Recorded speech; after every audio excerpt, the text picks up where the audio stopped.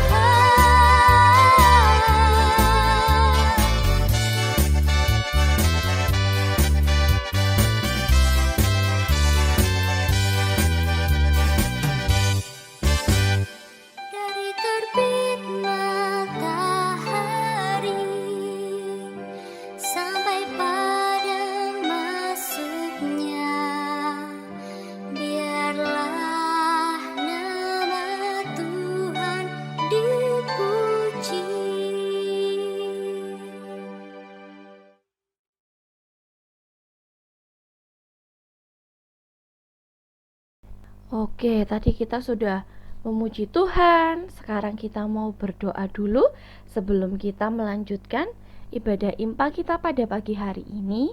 Kita mau berdoa, semuanya lipat tangan, tutup mata, kita mau sama-sama berdoa.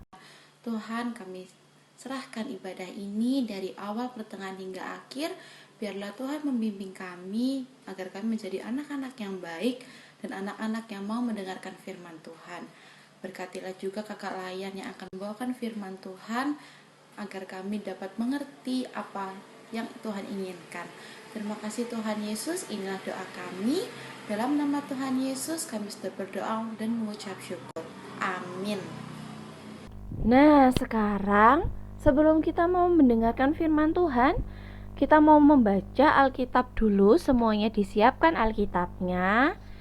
Kita mau baca bersama-sama dari Kisah Para Rasul 22 ayat 1 sampai 5. Kisah Para Rasul 22 ayat 1 sampai 5. Kita baca bersama-sama ya. Ayat pertama. Hai saudara-saudara dan bapak-bapak, dengarkanlah apa yang hendak kukatakan kepadamu sebagai pembelaan diri. Ayat kedua. Ketika orang banyak itu mendengar ia berbicara dalam bahasa Ibrani, makin tenanglah mereka. Ia berkata, ayat ketiga, aku adalah orang Yahudi, lahir di Tarsus di tanah Kilikia, tetapi dibesarkan di kota ini. Dididik dengan teliti di bawah pimpinan Gamaliel dalam hukum nenek moyang kita, sehingga aku menjadi seorang yang giat bekerja bagi Allah sama seperti kamu semua pada waktu ini. Ayat 4. Dan aku telah menganiaya pengikut-pengikut jalan Tuhan sampai mereka mati. Laki-laki dan perempuan kutangkap dan kuserahkan ke dalam penjara. Ayat kelima.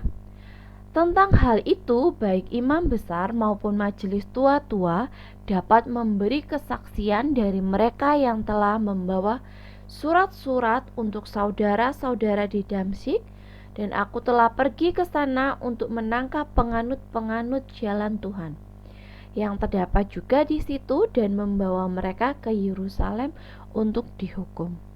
Demikian firman Tuhan hari ini. Amin. Wah, bacaan hari ini cukup panjang dan cukup susah dimengerti. Nah, kira-kira apa sih yang mau disampaikan firman Tuhan hari ini dari bacaan yang sudah kita baca? Sama-sama kita siapkan hati, telinga kita untuk mendengarkan firman Tuhan. Kita mau mendengarkan firman Tuhan, semuanya duduk yang manis, telinganya dibuka, hatinya disiapkan untuk mendengarkan firman Tuhan.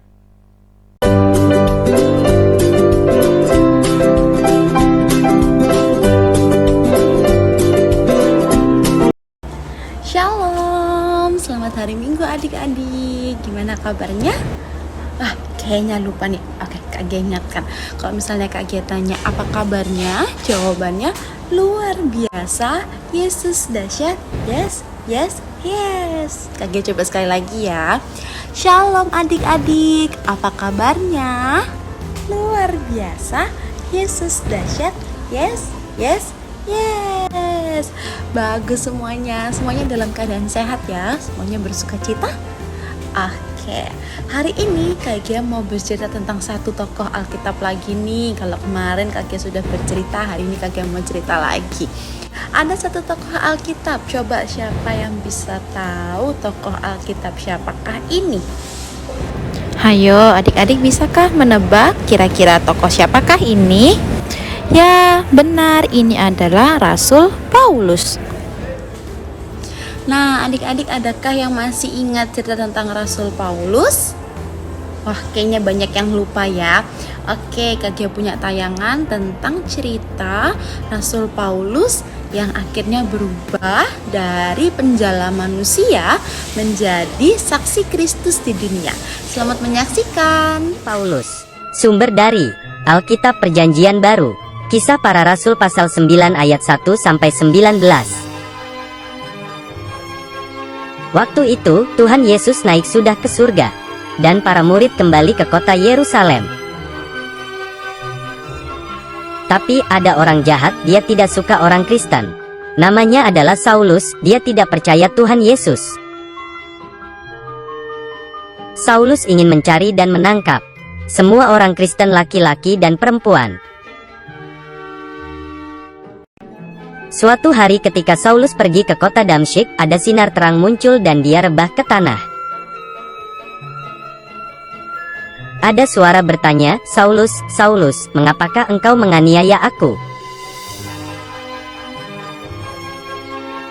Lalu Saulus menjawab, siapakah engkau, Tuhan? Suara itu berkata, akulah Yesus yang kau aniaya itu.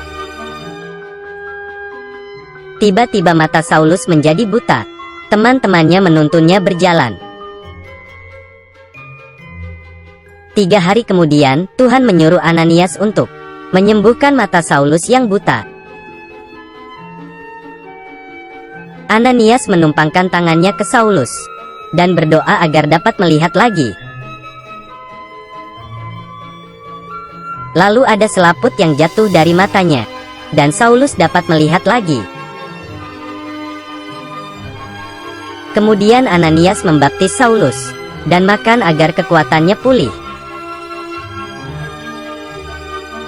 Saulus tinggal bersama murid-murid Tuhan Yesus untuk berdoa dan belajar firman Tuhan. Akhirnya, Saulus menjadi percaya Tuhan Yesus, dan namanya diganti menjadi Paulus. Nah, adik-adik, kira-kira apa ya yang bisa kita pelajari dari sosok Paulus? Gimana? Sudah ingat belum ceritanya? Sudah ya? Nah, adik-adik, kita hari ini mau belajar dari cerita kisah hidupnya Rasul Paulus. Tadi kalian lihat ya, awalnya Rasul Paulus itu adalah orang yang tidak baik, orang yang punya kebiasaan buruk, yaitu menangkap orang-orang yang mau ikut mendengar firman Tuhan. Tetapi apa yang dilakukan Tuhan Yesus? Tuhan Yesus mengingatkan Rasul Paulus untuk bertobat, untuk melakukan perbuatan yang baik. Dengan cara apa tadi? Matanya dibutakan. Nah, adik-adik semuanya, Tuhan Yesus juga mau loh supaya kalian itu menjadi Rasul Paulus cilik. Apa itu Kak, Rasul Paulus cilik? Apakah aku harus buta dulu supaya aku jadi Rasul Paulus? Bukan seperti itu. Jadi kita itu diminta Tuhan Yesus untuk mau bersaksi, melakukan hal-hal sederhana untuk memberitakan firman Tuhan.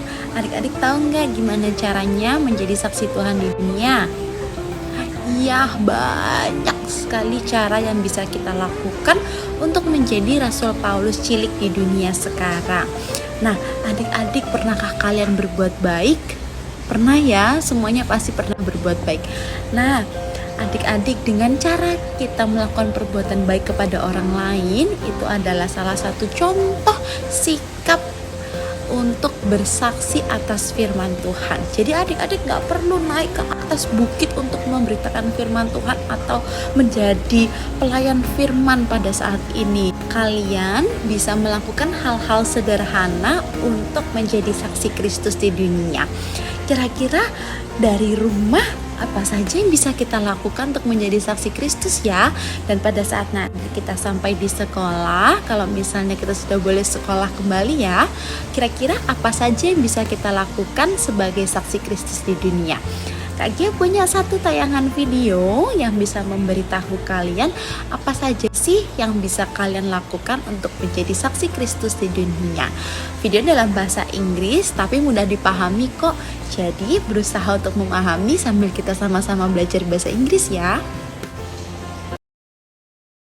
It's Cool to Be Kind by Elisa Liang. It's cool to be kind.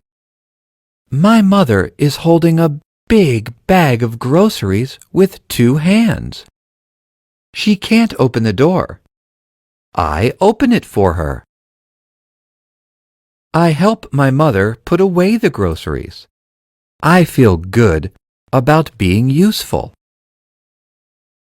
It's cool to be kind. It is raining hard. Leo forgot his umbrella. I offer to share mine. I take Leo home first. I feel good about being nice. It's cool to be kind. Some big kids are being mean to a small boy. They push him around and call him ugly. I step in and stop them. I rescue the small boy from the mean kids. I feel good about being there for him.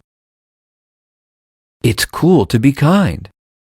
My sister is sleeping. I don't want to wake her up. I'm very quiet. My sister is cold.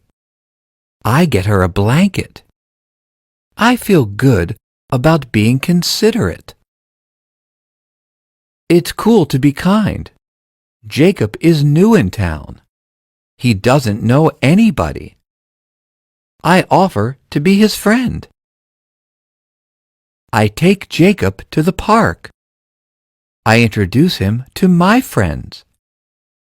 I feel good about being helpful. It's cool to be kind. Ivy falls down on the ground. I help her get up. Ivy is hurt. She is crying. I give her a hug to make her feel better. I feel good about being kind. Nah, jadi ada banyak hal ya yang bisa kita lakukan untuk bersaksi atas kebaikan Tuhan Yesus. Jadi, mulai sekarang adik-adik harus berjanji untuk mau bersaksi tentang kebaikan Tuhan Yesus kepada semua orang ya. Diingat ya pesan dari firman Tuhan hari ini, kalau kita harus selalu bersaksi tentang kebaikan Tuhan Yesus seperti yang Rasul Paulus telah contohkan kepada kita. Selamat hari Minggu, Tuhan Yesus memberkati. Wah, nggak terasa kita sudah mau selesai IMPA hari ini. Tadi kita sudah membaca Alkitab, memuji Tuhan, kita sudah berdoa, kita sudah melakukan aktivitas. Sekarang sebelum menutup IMPA kita juga mau memuji Tuhan sekali lagi. Kita mau menyanyikan lagu Yesus Berpesan.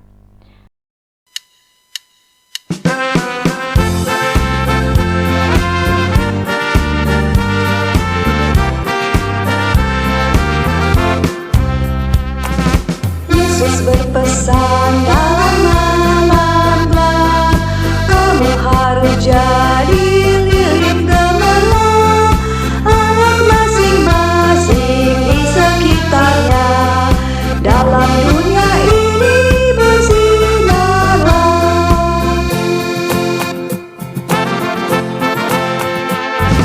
Yesus berpesan, bersinarlah terang, lilinmu kulihat malam dan siang, anak masing-masing di sekitarnya. Untuk hormat Tuhan bersinarlah.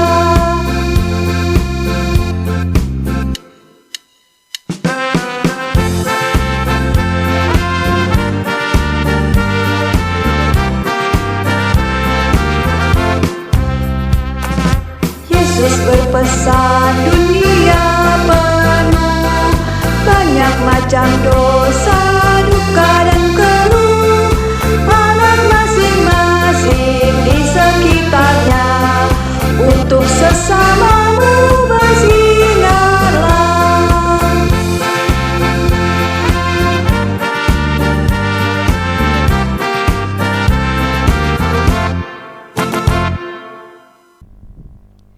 Nah, sekarang tiba saatnya kita mau berdoa sebelum kita menutup ibadah kita pada hari ini. Semuanya lipat tangan, tutup mata, kita mau berdoa. Adik-adik, marilah kita bersatu dalam doa. Tuhan Yesus, terima kasih atas berkat-Mu hingga kami dapat menyelesaikan ibadah kami hari ini. Tuhan, biarlah kami menjadi anak-anak yang baik, anak-anak yang menyambut Engkau dengan sukacita dan mau menjadi berkat bagi orang lain. Terima kasih Tuhan, berkatilah setiap kakak layan kami dan juga teman-teman kami dimanapun mereka berada, agar mereka tetap sehat dan juga tetap melayani Engkau dengan sukacita. Terima kasih Tuhan Yesus, inilah doa kami. Dalam nama Tuhan Yesus kami sudah berdoa dan mengucap syukur. Haleluya, amin. Pesan kakak untuk adik-adik semua adalah jangan lupa selalu rajin berdoa, baca Alkitab, dan yang pastinya rajin belajar ya, meskipun sekolahnya masih online. Yang kedua, taat sama mama papa. Yang terakhir adalah jaga kesehatan. Ingat 5M ya. Sampai ketemu minggu depan. Selamat hari Minggu. Tuhan Yesus memberkati. Terima kasih adik-adik sudah mengikuti IMPA hari ini. Bye bye.